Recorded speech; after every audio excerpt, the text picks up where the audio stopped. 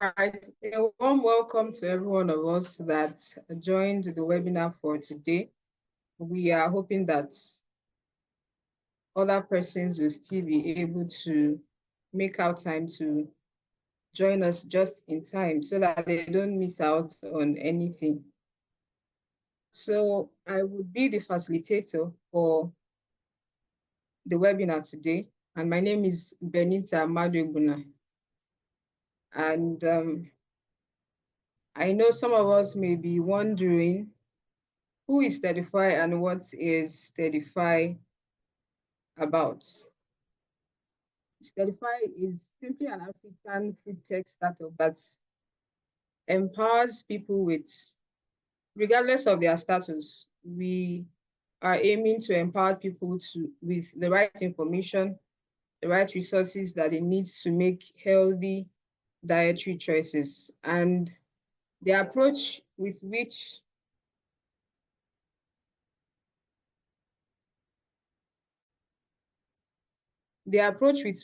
we hope to do this, with which we are doing this, is through the PEP method.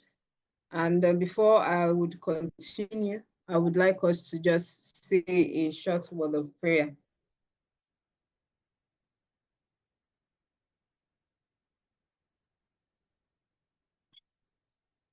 Dear Lord, we thank you for this time that we're about to hear about health and how we can be able to eat better with the income that you blessed us with. But I would pray that you take charge of the discussion, and everything we say will be to the glory of your name. And we pray that you help us to be more intentional and make the choices we need to make so that we'll be able to live healthy and happier lives in Jesus' name. Amen. Okay. Amen. Thank you. So as I was saying, that Stedify is an African food tech startup that is geared towards empowering people, regardless of your status, with the right information and resources. And our approach to doing this is through the PEP method. By PEP method, we mean through our sales of online products, carefully selected healthful products, not just any products, but the ones that we know that are helpful and would help us to be able to preserve better health. And we also are approaching it through education through the means of the digital media, which we are already doing through our WhatsApp community channels, where we share daily tips on health, and also through in-person personal seminars. And then through practicals too. It is not enough for you to know, okay, this is healthy and this is not healthy. Sometimes, not just sometimes, you also need, what are the steps I can take to be able to, I've gotten this thing, I've gotten that. What are the steps I can take to be able to prepare what we would call a healthy meal? And that is why we have stedify.com, where we share healthy recipes, and you can be able to, through the recipes you get, you can be able to make the practicals in your kitchen. Now, we also offer practical workshops on how you can be able to do that too. And this is the first webinar, our maiden webinar that we are having. And we are glad again to have you honor this invite to be able to join with us in this process. Before we continue, I am chatting from Nigeria. I don't know where we may be chatting from. You can just type down, I can see your names. You can just type in your location where you're chatting from, okay? Bryce Yoma is chatting from Nigeria. Okay. Then brother, I don't know if you're a sister or you're chatting us from Uganda. You're welcome. You're welcome. Sister Damilola is chatting from Nigeria. You're very much welcome. thank you for being here. And I know that you being here is going to prove helpful to you and also to us. Without wasting much of our time, I would introduce the speaker for today for the webinar, which is titled Eating Healthy on a Friendly Budget. Founder of Stedify will be the ones to take us through the webinar for today. And as she's presenting, maybe while she's presenting, you may have questions, you may have questions, or you may want to jot down certain things that you can take home with, so that by the end we'll be able to ask our questions, and then we'll do our best to be able to give answers to those questions. So Mary Beth, you can take the floor now.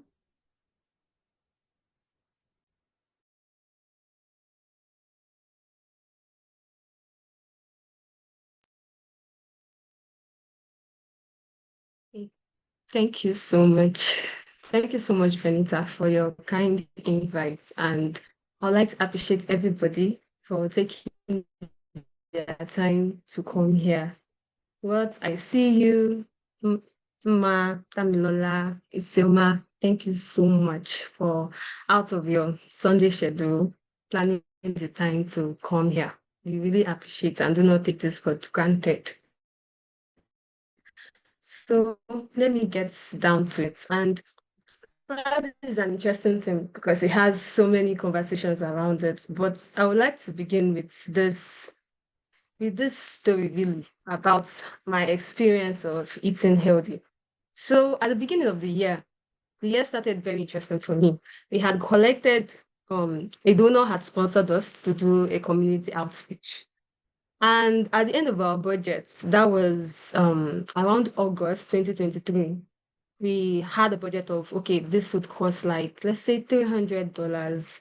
And after collecting the funds, by January, by the time we went to do another market survey, the cost of food for what we had budgeted for the 10 days program was already about getting to like $500, $600 minus logistics. And we really felt at that point that this program, how are we going to do it? How are we going to feed these people? Because the essence of the program was to teach them how to eat healthy, and already we were out of budgets.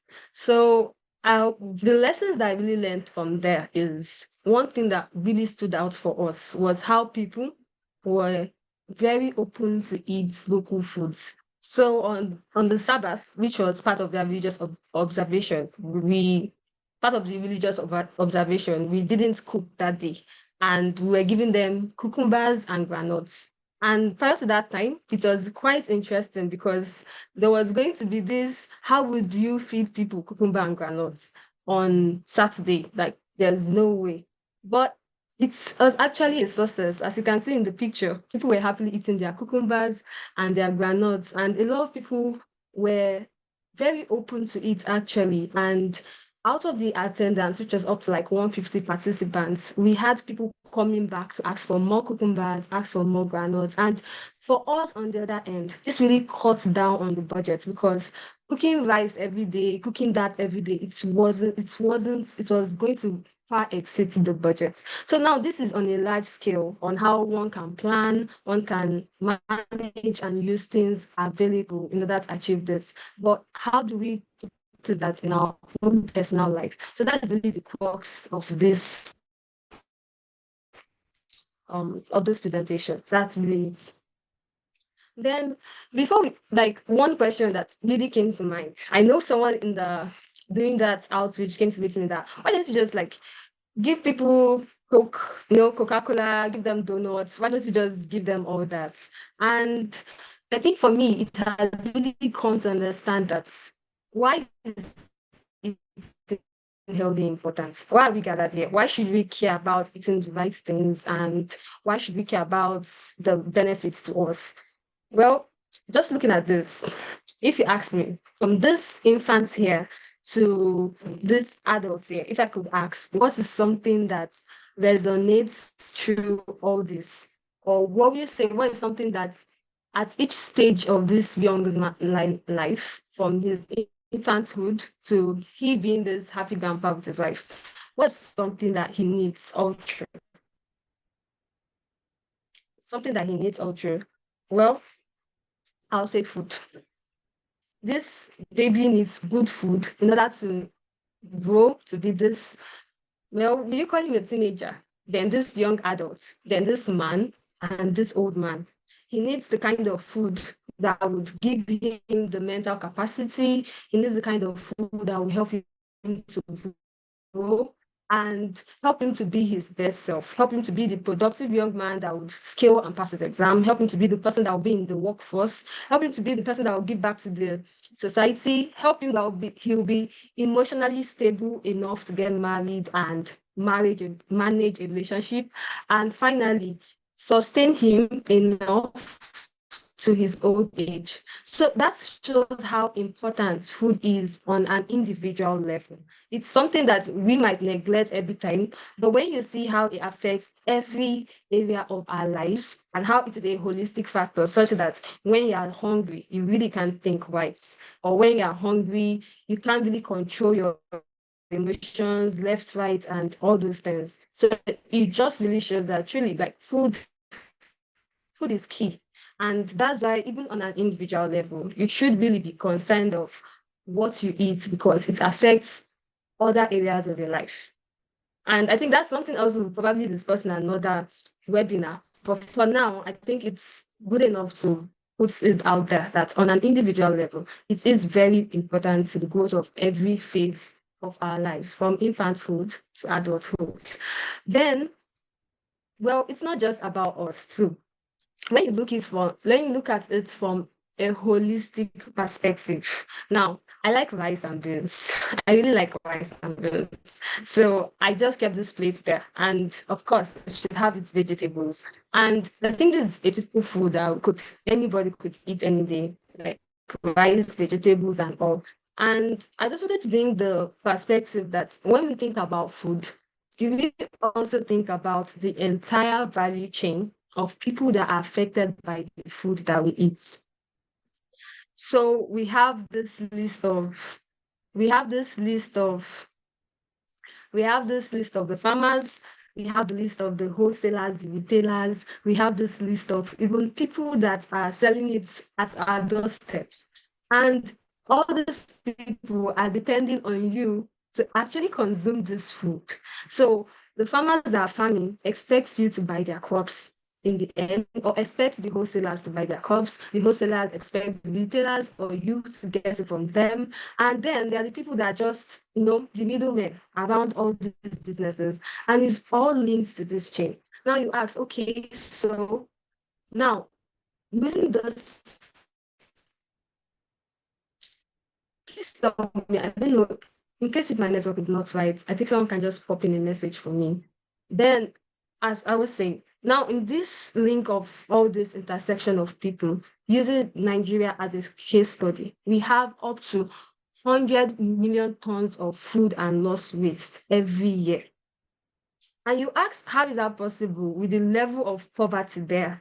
But really, it is as a result of we not buying the plantains and then it gets wasted. We deciding to, eat, because this 100 million tons of food is not Coke, is not biscuits, is not, it's not the highly processed foods that have a long shelf life. It's actually the efforts of these farmers, this middlemen, and when their food is not bought, it gets wasted. When there's poor storage facility and other factor that comes into it. And as a result of that, the price of food continues to go high.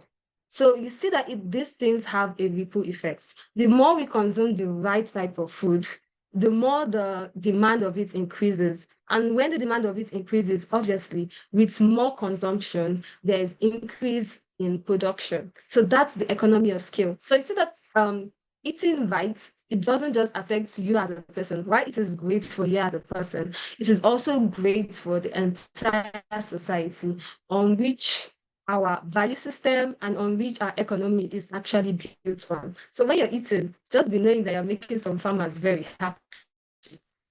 Then another reason again is, interestingly, for our kids, for the future generation. So what we eat is basically what we pass down. And right now we are having high rates of things like children being diabetic. We're also having some of them having things like attention deficit disorder and so many other reasons. And they are all really traced to what parents are eating, especially the mothers. So this is a chart of FAO Nigeria food consumption. And why I use this one, because it's really a representation of the different priorities in Africa, really. So it's interesting to know that the diet between the rich and the poor, there is really no much difference. Now, if to just judge this, can you count the amount of foods that you actually ate this week? Like if you had to just from the top of your head, if you had to like count it, how many foods did you eat? Because you can see here that fruit and vegetables, they are so low. So if you had to just think about like reflect on your week, how many fruits and vegetables did you eat? So if I'm to say for myself, this week I took pineapples. I took I'm not even sure I can count five. I took pineapples, I took bananas, I took oranges, I took tangerine. Hmm. Well, I think maybe I'm defaulting because I'm just counting four. And I'm thinking, yeah, I took beetroots, which is really a vegetable, not a fruit.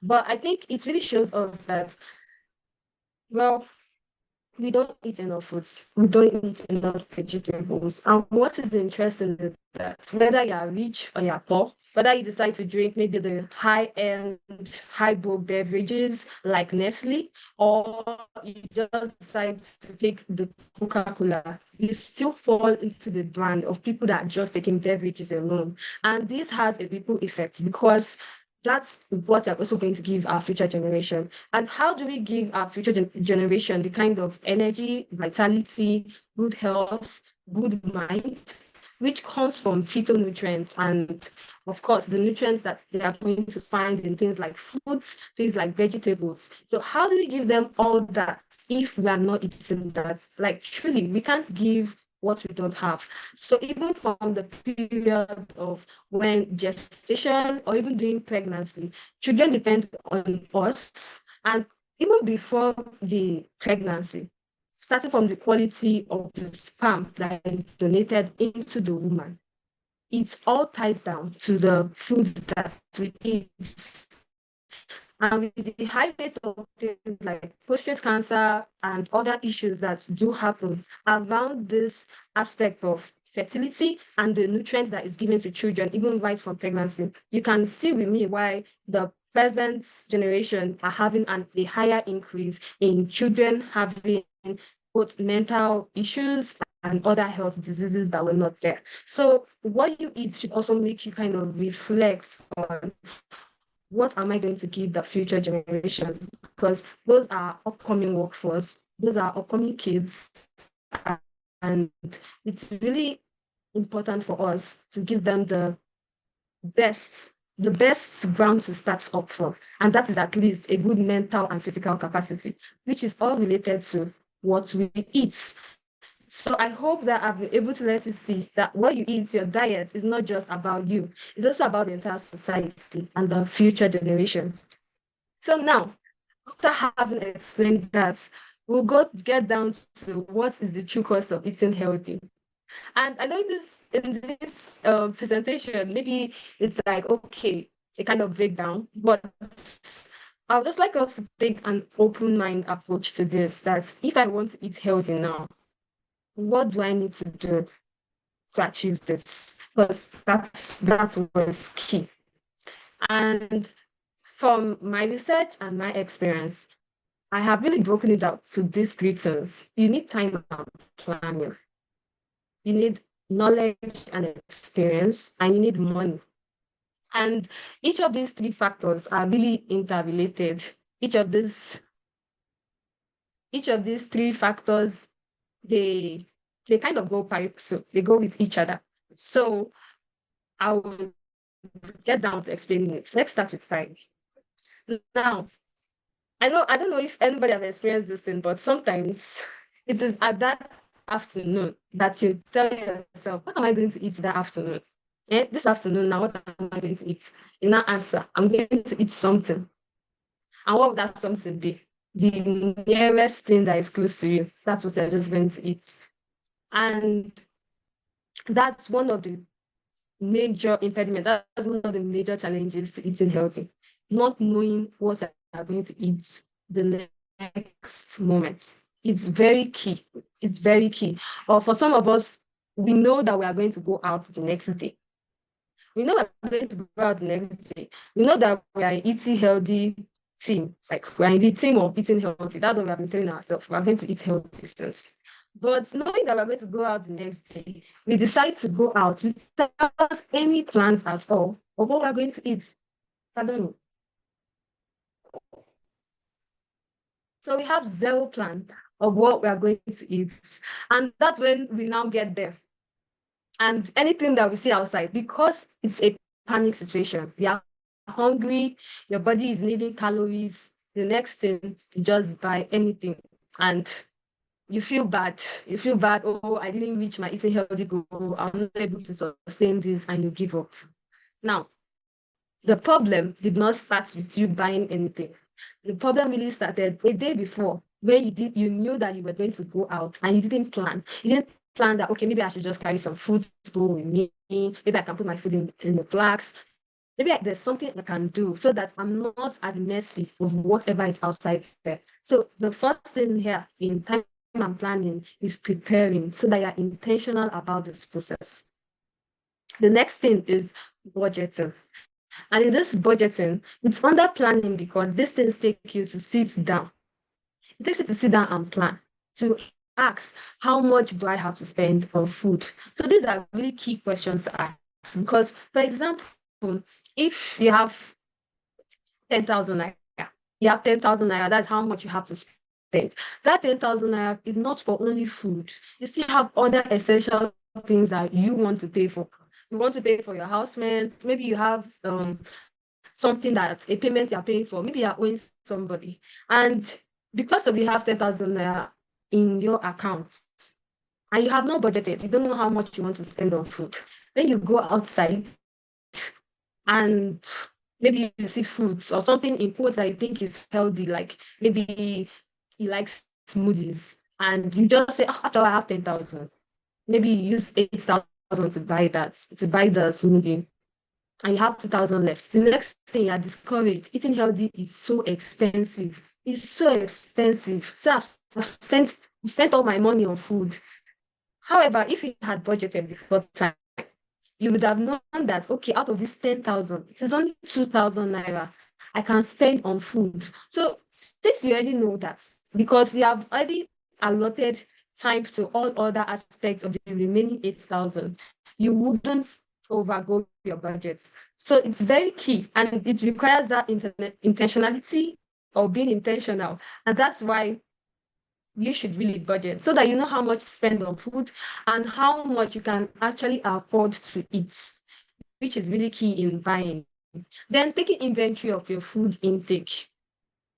Just taking inventory is also it's important because you can't prepare what you don't have. You can't prepare what you don't have, and you can't really know what you don't have to prepare if you don't know what you have. So just these things are just things that you do when, like, for example, you just buy something. You should have a note or a book where you have, okay, I bought this, that. I bought tomato, pineapples, yam today. And since I have tomatoes, pineapple, yam, I know that, okay, it's yam sauce I can make. I can take tomato, I can take pineapple this week. And so having this inventory, you know when things are going down. So that it's not that moment when you are so hungry, you want to quickly prepare food. That's when you now know that onions has finished. That's when you know onions has finished. And onions has finished, what's the next thing? You just go for noodles. That's the end of eating healthy for that day. So all these factors, taking inventory of your food intake, budgeting so that you can know how much you can afford, and preparing your meals ahead. Like you can even do a yearly chart. Like when you get used to this, you can even get to a point where you're having like, okay, this since you can start from a day. I think the proper thing is to start from a day. As you're going to go to bed this night, you can ask yourself, what am I going to eat tomorrow? As you know what you're eating tomorrow, one thing I do is I put what I eat on an Excel sheet. So I'm having an idea of these are the foods that I enjoy. This will help me when I make my monthly plan, my monthly budget for the next week. And by the time you have more and more of those monthly plans, in a year, you can just look and, okay, this is the food I like. And so next year, maybe while it is still cheap, you can budget for, oh, I need more rice and so. But like I said, it really starts from a day planning to a month planning. And it's about building habits and consistency. And that's in the aspect of time and planning. So we should really have it in our calendars. Just schedule a time. That this is my food time. This time I plan to order to help me to eat right. Then the next factor is experience and knowledge. Knowing the seasons and planning around it. So this is really key because, for example, when you know that this is the time for star apple, in Nigeria we call it abalmo. You know that this is the time. You can plan around it, and you can plan around it. You can plan to, you can plan and budget for that period of time because you know, okay, when it's that period of time, that's when I will get that. And it also helps you not to get things at the wrong time. For example, buying mangoes now will be quite expensive. In fact, you need to get it from like a supermarket. But if it was during that March, April time, that's when mango is in season. March, April, and May beginning. So if you go around that time, you can even get a lot at a cheap price. And you can keep them in the freezer, you can refrigerate them, you can use them, you can just find ways of processing them, dehydrating them, like if you are really a mango fan and you want to have it all through the rest of the year. These are steps that you can do to make sure that mango is available for you all through the year. You can even can them. So when you know that at that period when it is cheap, you go for it. And I think one thing that we are doing is we are actually collating a list of different foods and their seasons, just having a calendar of it. And once we are done, we'll drop it on our WhatsApp channel. Please join the WhatsApp channel so that you can have access to these resources and plans that we have for you. Then also, it's like I said, this knowing the seasons helps you to really plan because when you know that banana is cheap and you go for that, then when it is less expensive, you probably have it in the freezer and that really saves you money. And when it's not a season for something, you don't really need to go for it. You can eat according to the various seasons. Trust me, in Africa, I can say about it, there is a food for every season. There's really a food for every season. It's based on our own knowledge to eat and consume it. And that's why it's key. And that's something that we're really working on, trying to get people acquainted with knowing the different foods for each season. Another factor is time and location of farmers markets and vendors. In this knowledge, this is key. You have to know your farmers markets. So I'm from Nigeria, and in Nigeria we have, I don't know, they call it the acclaimed biggest farmers market in Lagos State, and that is at my 12. And that is one place that I visit a lot because the foods there are cheap. So, for example, if I'm to get beetroot in my environment here, I'll be getting it like 1,500 naira. That's approximately like $2, something like that. 1,500. No, that's not $2, but you can get it rough. You can roughly like estimate the amount. Then when I'm getting it at that farmers market, it's barely up to $1. It's not even up to it to be like half, something like that. So it's really key for us to know where are the farmers markets. Then when you now know where your farmer market is, you now know who are the vendors. You need to have vendor plots. And your vendor plus really assists you because you can just call them, you can collect their number. For example, the one that is selling yam, ones that are selling kittens, they can even help you to deliver it, and that is stress-free. So knowing the location of your farmers market so that you're not buying from retailers, except maybe in emergency or something like that. It reduces the amount that you buy from retailers and it helps you to save quite a good amount of money. I'm buying local varieties. Now, in buying local varieties, I think this is key because, for example, like when you want to do all feed farm and you're going for apples, you're going for strawberries, you're going for apricots and pomegranates. Now, these things are imported. They are really imported, and because they're imported, they are very expensive. And then it makes you to spend so much on local on trying to be fit. So you want to get maybe vitamin C, you want to get your antioxidants, and then you're blending maybe apricots and pomegranates and apples. But why do that when there are so many local varieties that will still give you that quality, if not more, because they are farm fresh and they have not gone through the processes needed for keeping imported food, for preserving imported food. So it's our local varieties. And I know that in our side in Nigeria, have we have like eggs. That's why I kept it there. This is one food that a lot of people don't eat. It's actually very nutritious. So we have like eggs, we have pineapples. Pineapples really have high amounts of antioxidants, which you can eat. We have oranges. Don't look down on these foods that, oh, they are not all that.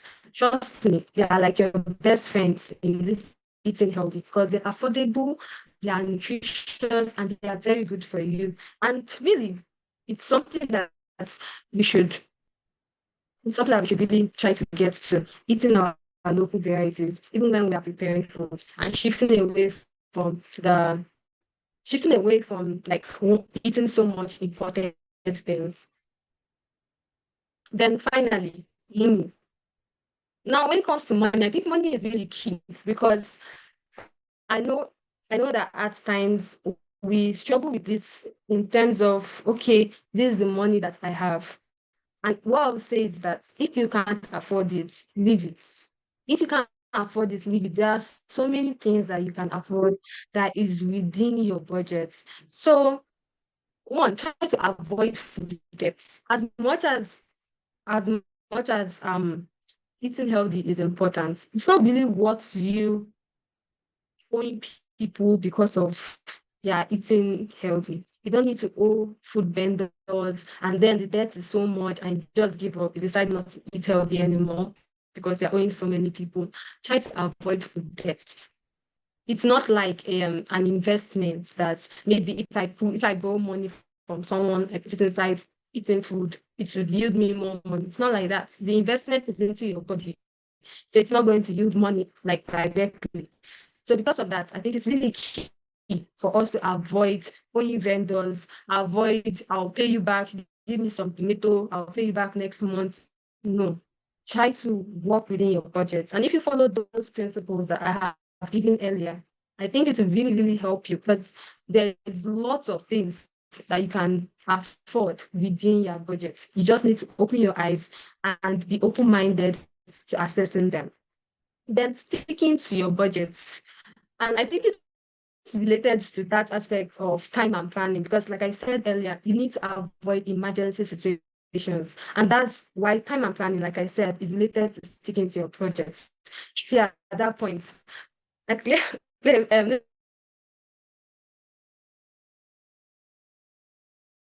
let me share an interesting situation that I had. So I was going to take a flight, and because of the time I had for that flight, I was I was really in a hurry to ensure that I don't miss my flight. I was really in a hurry to ensure that I don't miss my flight. And then I got to the airport and I was told that there was going to be, I don't know if it was like 2 hours or so delay.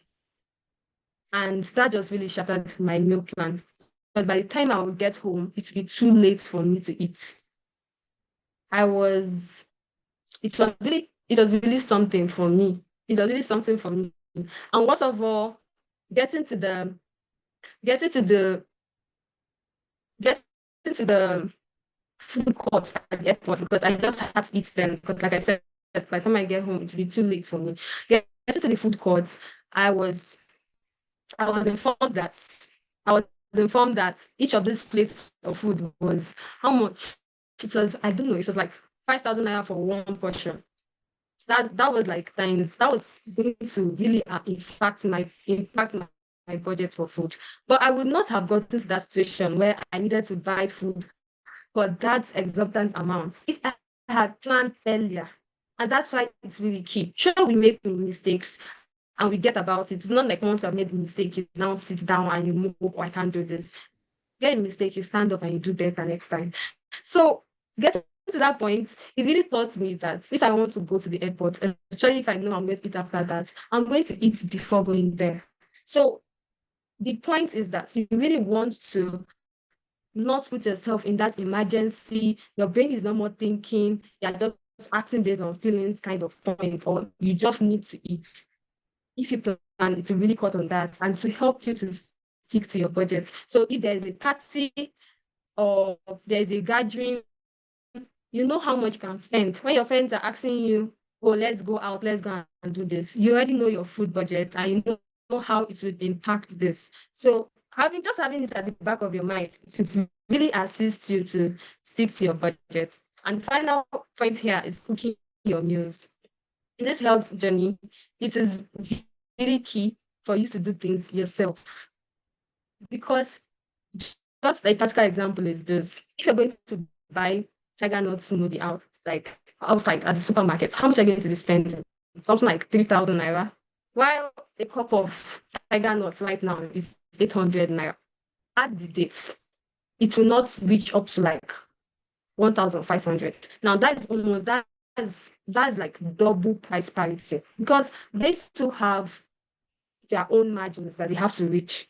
So by the time you buy the 3,000 naira tiger nut milk 2-3 times, you're tired. It's not sustainable. You're giving up on eating healthy. However, that cup of tiger nuts can really take you up to almost a liter, which will serve you several times. So it really helps to doing things yourself. You want to take a smoothie, blend it up yourself. And when you plan ahead of time, so you can maybe blend a batch like 2 liters, put it in little containers and put it in the fridge, so that you're not always blending, which is time consuming. Now, having that, you can just grab it when you want and you can plan again, okay, when am I going to do this next time? So you see that eating healthy really requires a lot of intentionality, a lot of management, and a lot of consciousness. Now, I don't want you to think that, oh, this is so much. No, you take it one step at a time. Start from at least this night. Just ask yourself, what am I going to eat tomorrow morning? It's very, really key. What am I going to eat tomorrow morning? What am I going to what do I need to prepare? Today is Sunday, so it's really key. Okay, this week, what am I going to prepare? What's going to be my healthy juice? What's going to be my drink? What is going to be? Asking all these questions will really help you to prepare beforehand and taking an inventory. What don't I have in the kitchen? Okay, so you know what you want to eat, and you already know beforehand. Okay, I don't have onions, I don't have tomatoes. I go grab them. Having all these things around, it really makes eating healthy easier. It's not when you want to cook, now you remember, oh, I don't have onions, I don't have, or maybe when you want to make your juices, oh, I don't have pawpaw, I don't have this, and then you have to run around, buy them. All these things are the real challenges. Those are the real cost of eating healthy. And when we maneuver all these things, we cook our meals ourselves, we avoid food debts, we stick to our budgets, but other things I've said, it really makes it realistic for anybody to achieve these things. So in summary, I would say that achieving healthy eating on a budget is a result of being intentional. It's a result of being systematic and disciplined. And it's really key because you see that these characters, when it comes to eating healthy, transitions to other facets of your life. Your ability to plan, your ability to think ahead, your ability to have forethoughts, restrain yourself, be disciplined. All these things transfer to other areas of your life. They are all really key to being your best self, improving the society, like I said earlier, and all these things are done to the glory of God. So thank you. But before we go, we're going to do something to really resonate this message that we have had about how to eat healthy on our budgets. So we're going to off our mic and we are going to say this together. So everybody should please open our mics, and we're going to say what on the screen together. Thank you. So with that, I would let's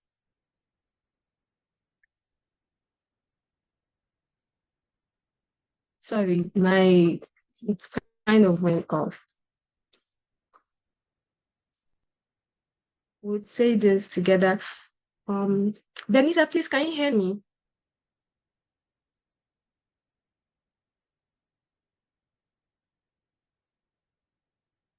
I can't see anyone. Benita, please, can you hear me?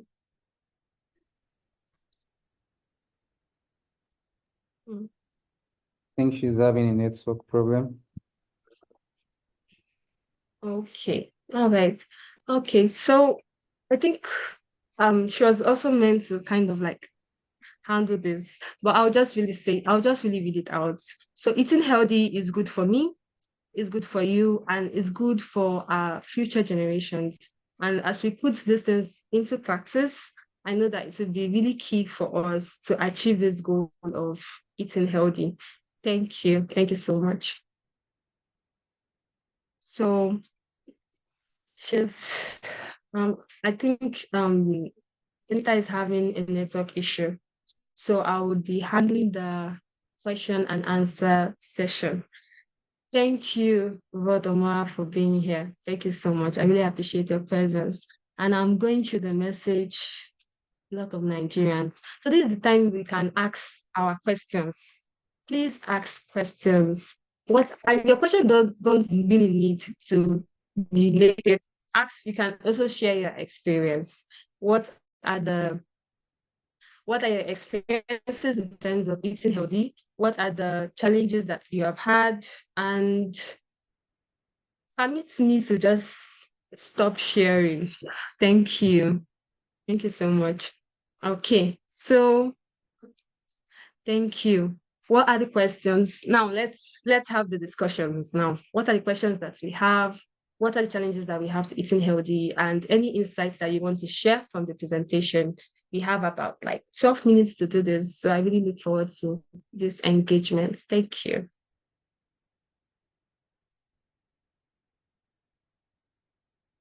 Okay, so but great, are you available to take over for the facilitator? Miss, please, are you available to take over from the facilitator?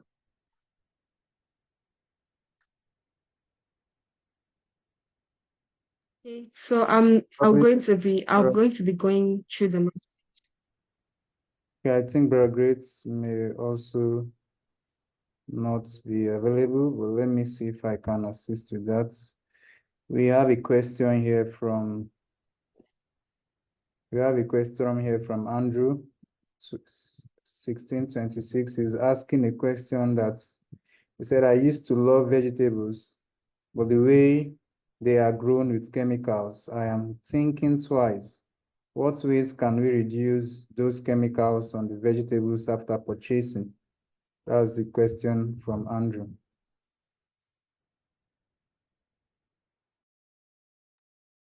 Well, I think that's really key, and that's truly powerful. Thank you for the question. I would have to say that one key thing that we can do is growing our own vegetables. And I know that that seems a bit far-stretched, but there are really simple methods of growing vegetables that really helps you to even save more. So for example, I know that I do the potting method. So I have vegetables and specifically herbs like oregano and curry that I just keep in little pots, in little plants. So they actually do grow. One beautiful thing is that our traditional African vegetables, like our amaranth and our fluted pumpkins, I think that they should have that in Uganda. I hope they do. So those traditional African vegetables are very resilient and they don't require so much stress. Little inputs such as water and maybe just getting a good land, and you're able to grow them. Another thing is while waiting for the growth, while waiting, please a minute.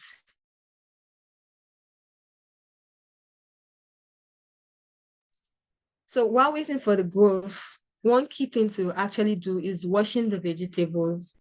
Washing the vegetables, you can use your lime, you can use your lemon. Those things help to reduce the effects of the preservation on it.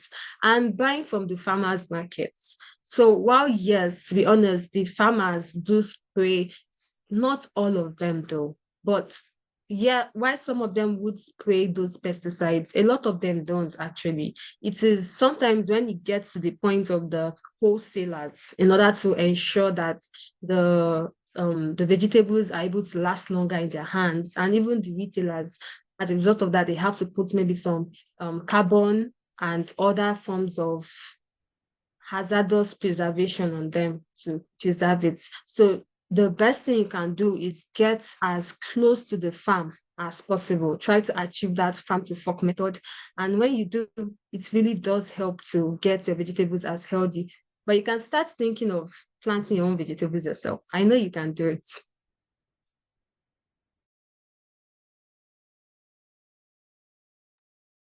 Okay, thank you so much for that response. I hope, Andrew, you've gotten the answer to your question. If not clear, please do indicate for further clarity.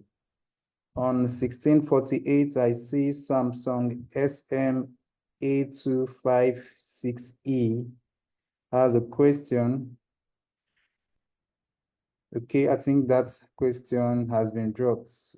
It says, can you give a simple budget-friendly meal plan? That's the question. Can you give a simple budget-friendly meal plan? Okay, so I would make one on like on a graphic on I'll make one and send to the group. But just for the purpose of this presentation, I would just give some simple tips in making a meal plan. So every week, just breaking it down to simple things. Every week, we know that we want to eat grains, we want to eat vegetables, we want our seeds or nuts, we want as well our carbs. So looking at these things, you see things like yam, you see things like, okay, I'm eating yam and vegetable as my lunch, or let's start from breakfast. I think breakfast should be light to get you going, but at the same time, I think it should be nutrient dense in order to ensure that you are filled up for the rest of the day to give you that energy source. So when you look at breakfast, you're looking like at grains. While this, I'm not giving you a standard, I'm giving you something that is more of an understanding of what you need. You don't want something that will log you down in the morning, but at the same time, you want something that will keep you going. So like, let's say you have grains, you have porridges, and the porridges go with fruits and like, I don't know, in our own side, we have things like millet porridge. I like millet porridge. So maybe you have millet porridge, you have it with fruits, and if you choose to, for me, that's enough. But some other people would still add bread to it. So now that's, you have your grains, you have your fruits, and you have as well your wheats, which is also a form of grain. So that's why I said you can just have your porridge and your fruits being on a budget, but that can be your breakfast. For your lunch, you can have it a bit heavier because that could be your last meal. And that could be something more starchy. So you can have your yam and vegetables. Now you had fruits in the morning, you're having vegetables in the afternoon. And in the evening, I think you can really skip an evening meal, especially if you're not doing a lot of work. But if you're doing something really strenuous and you're really working out and you're out there on the field, you can have like something really light. You can have like a juice. You can have like maybe Zwieback, like healthy baked scones. So when you go on our website, we have some of these if someone can drop our website link on the chats, they have some of these light foods, heavy foods, and juices that you can take. So when you take them at night, something like maybe you can just have a drink instead, since you're so tired, and something before you bed, or it's scones. But you can also decide to just leave the evening meal, especially if you know during that day you didn't have such a strenuous activity. Trust me, it will have a good impact on your health. Then the next day, knowing that you ate yam in the afternoon, it will be good to have a different type of starch. So you can eat cassava.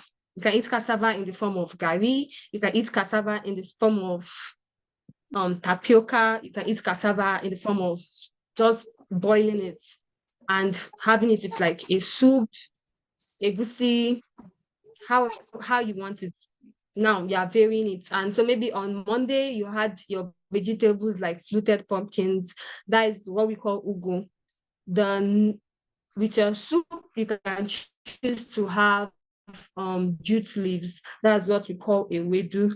And the next day, you can choose another variety of vegetable too. You can choose a four. That's what we call amaranth. Then, sorry, amaranth is the name. We call it a four. So these are the local vegetables that we have, and just alternating it this way, you are surprised that at the end of the week, and it goes as well for breakfast. So I had millet grains this morning, and I had it with oranges. The next morning, I can really just take I can really take another type of grain. I can choose guinea corns this time around, white and red guinea corns, and I'll have it with like something like purple or pineapples. And you're just alternating it, you're just changing it. So what will make this thing key is when you go to the farmer's market, because that's where you will save money. Because every day, if you are saying that you're going to be going to the retailers near you, and today you buy pawpaw, today you buy pineapples, you're going to be spending a lot of money.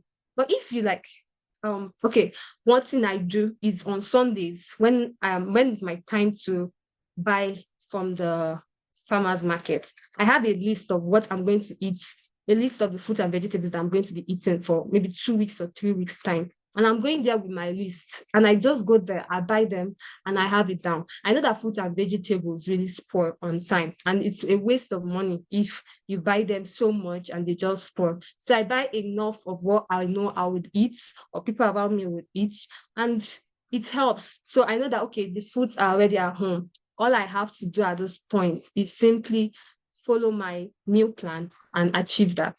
So these four thoughts, four thinking, it really saves a lot of stress, because you don't want to depend so many factors on how I feel, what I want to do on this market. That's where issues happen. So that's how to just ration your budget. But like I said, we would send a sample plan on the WhatsApp channel. So please join. Please join. You will see it.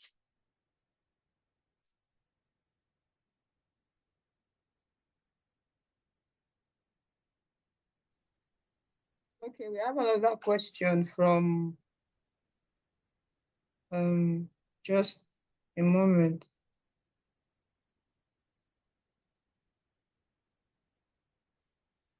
From Samsung SM8256E. The person is asking, can one cook soup and be able to change the vegetables over time so as to revamp the soup maybe? Is it something that one can do so as to keep the soup healthy?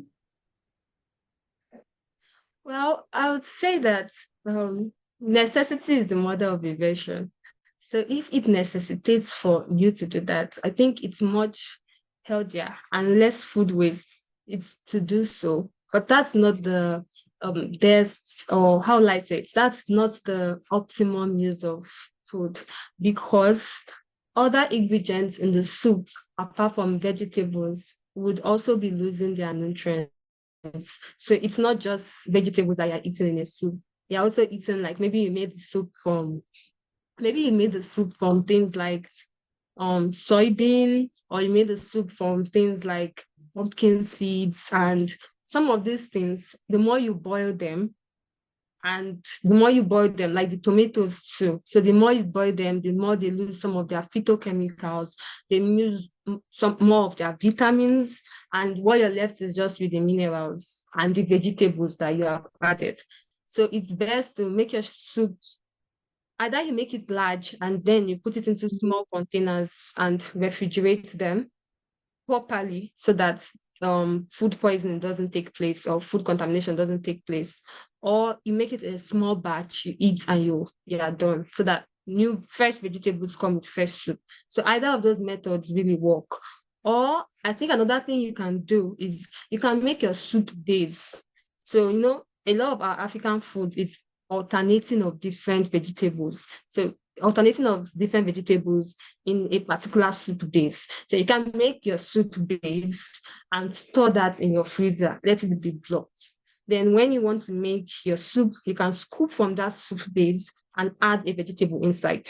So you are not rewarming and rewarming and rewarming that soup base. You're just scooping from it and adding your vegetables. That would also very well help.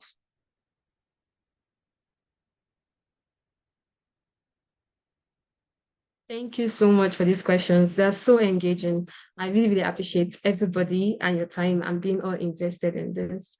So, Benita, are there any more questions?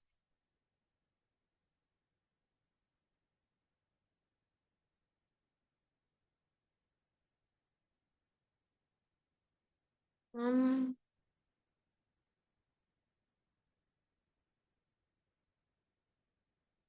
Okay, so I'm seeing this question of, you made mention of preserving mangoes in season for off-season periods. Is that something you do often, and how can that be done? So I would say that, well, to be honest, for me, I'm not really a mango fan, but I'm a banana fan. I really love bananas. So I will share one of the methods that I do. So I can take bananas, like I get a bunch. Banana is something that will spoils quickly, and that's because of the release of ethanol. It releases ethanol so fast, and that makes it spoil, especially when it reacts with the oxygen in the environment. So one way that really helps is keeping bananas separate from other fruits, because people don't really know that fruits breathe, and how they breathe is by releasing that ethanol. So when there are so many of them together, it helps to spoil. So when you keep those things separate, it helps them to last longer. But that's really off point. Sorry. One key way of really preserving foods that I practice is I skin my bananas, I put them in a Ziploc bag, and I put them in the freezer to refrigerate. So when I want to use it, but I think I do that a lot for when I want to use them in baked products. And I don't want that situation of maybe when I want to just maybe quickly bake bread or scones or something like that. I don't want that situation of, oh, I'm running out to get this and get that. So I already have my frozen bananas and I can just access them. And those frozen bananas really last a long time. Now you can actually do that for mangoes as well. That's one method. Another method that I have tried. So I have this um I have this sorry, I have this uh home level dehydrator. It's not so big, but it works. So I've used that to preserve plantains and yam. So it's just like slicing them into thin slices and putting them in your dehydrator. Another way I have also done this is for vegetables. Now, I didn't use dehydrator for vegetables. I did that in the sun. So I've preserved the moringa leaves that way, because moringa is one plant that just, it sheds off water, and that's it. It spoils. It really spoils quickly. So one way I preserve that is just washing it, separating them from their stems, and putting them in the sun. So when it's really, really had dried, I blended it and I had moringa powder. So these are just thinkings and things you can practice that really helps you that all through the year, because we don't always have these seasonal fruits. So when you think of how can I like this fruit, I want to have it every time, it just makes you want to find ways of preserving them. And I know that I've seen dehydrated fruits actually. I've seen dehydrated pineapples, I've seen dehydrated mangoes. So I think, okay, people do that actually. Mangoes are being dehydrated and kept for a long time. But I don't know if you can achieve that in the sun without food contamination. I think it's the best practice when you use a dehydrator, so that you ensure that every part of it is being you're controlling all the agents. No flies are pasting on it and other things. It's really key to avoid that. All right, thank you for your questions and thank you for the responses too that you're giving, Mary Beth. Our time is already fast spent, but if you still have further questions or things that may not seem so clear or things that may not necessarily be related to the webinar we had today, you can join the WhatsApp channel, which we've already shared the link on the chat section, and you can forward your questions on that channel. So I want to really appreciate everyone, thanking you for taking the time out of your busy schedule to be able to join us here for our first webinar. Also thanking Mary Beth for the knowledge shared. And I know that by God's grace and God's desires for us to be in health, that we are going to be intentional to take out the time and to acquire the necessary experience that is needed. And with the money He has provided for us to, we'll be able to make adjustments where necessary so that we'll be able to eat healthy. So we have finally come to the end of today's webinar, but this will not be the only webinar that we would be having. By January, we are going to be having another webinar, and that is why we are pleading and also encouraging that you join the WhatsApp channel for any announcements or for the time, for the dates, and how it's going to happen, and for other tips that we also have outlined. You also have to benefit from it. So thank you very much. You can just drop an emoji by smiling or saying bye or thank you, or you've learned a lot, and we would call it a day. Thank you.